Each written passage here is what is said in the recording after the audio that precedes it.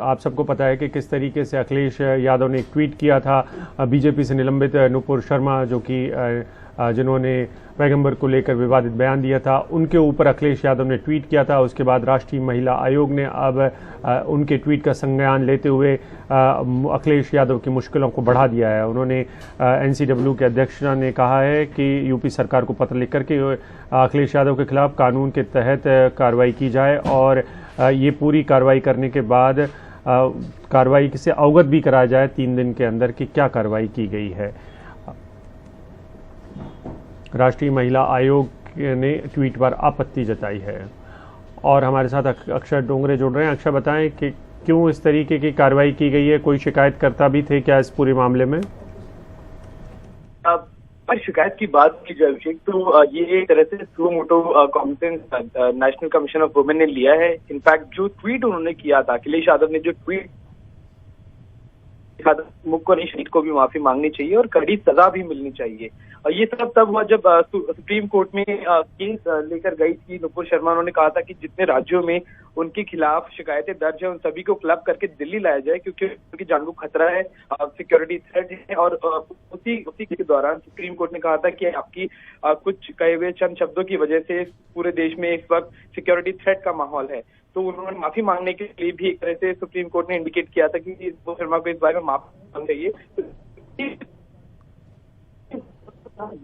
ये सिर्फ मुख नहीं बल्कि शरीर को भी माफी मांगनी चाहिए और सजा मिलनी चाहिए। इसका एक तरह से एनसीडब्ल्यू ने कॉग्निसेंस लिया और ये कहा है कि अखिलेश यादव एक तरह से भड़काने की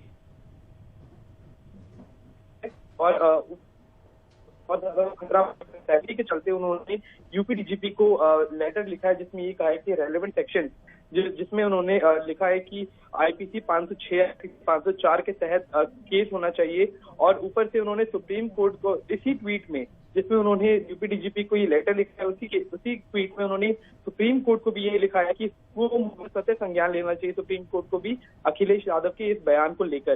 तो तुरंत कार्रवाई की मांग इस वक्त की है रेखा शर्मा ने, जो नेशनल कमीशन ऑफ वुमेन के अध्यक्ष है इस वक्त। और दूसरी में ये भी कही है कि सिक्योरिटी थ्रेट एक तरह से नुपुर शर्मा को लेकर है और सिक्योरिटी की भी मांग दिल्ली पुलिस कमिश्नर से की गई है। तो ये सभी की सभी चीजें इस वक्त ऐसे वक्त में हो रही है जब ऑलरेडी माहौल खराब है। तो ऐसे में अखिलेश यादव को ये चाहिए कि किस तरह ट्वीट किया जाए। लेकिन जो ये चीज लिखी गई है कंप्लेन में कि अवगत कराया जाए, इसका मतलब ये है कि एक तरह से ये ओपन केस नहीं छोड़ा गया। उन्होंने कहा है कि जो भी कार्रवाई हो उसके बाद उन्हें अवगत कराया जाए, यानी कि टाइम बाउंड मैनर में भी कार्रवाई की जाए। इससे मुश्किलें जरूर बढ़ सकती है अखिलेश यादव जी बिल्कुल, अखिलेश यादव की मुश्किलें बढ़ सकती हैं। नेशनल कमीशन फॉर वुमेन ने ये संज्ञान लिया है। जो मसला है वो नुपुर शर्मा को लेकर है। नुपुर शर्मा भले ही अभी सीन से गायब हों, लेकिन और उनके ऊपर बहुत सारी एफआईआर है। सुप्रीम कोर्ट में भी मसला पहुंचा हुआ था। उसी सुप्रीम कोर्ट के मसले के ऊपर अखिलेश यादव ने ट्वीट किया था। अक्षय, क्या समाजवादी पार्टी की तरफ से कोई रिएक्शन आया है?